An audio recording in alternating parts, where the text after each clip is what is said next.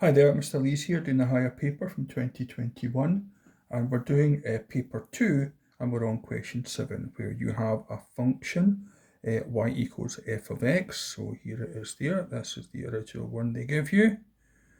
It's got stationary points at x equals -1.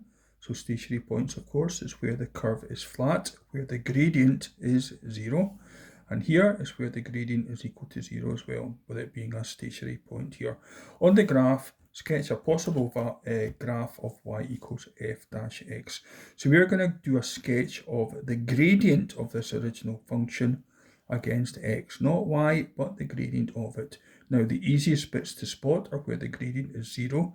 So at this particular x value, the gradient is 0.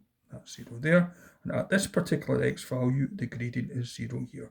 So what's happening here? So the gradient of the graph here is very negative, which corresponds to a very quite far down here.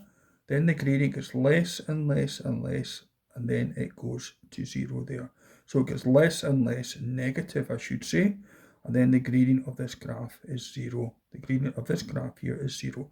Then the gradient starts getting positive and then gets very steep here, and that corresponds to this bit here, and then it gets less and less positive and goes back down to 0.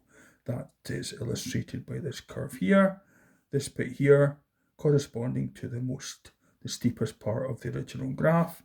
Then after here, the gradient starts getting positive, more positive, more positive, more positive, and that's illustrated by this here. So here is your answer.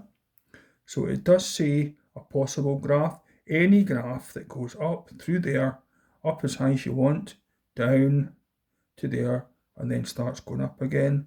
Remember, the peak of this bit here must correspond to the steepest part of that graph. So here is my answer there, and that's it there.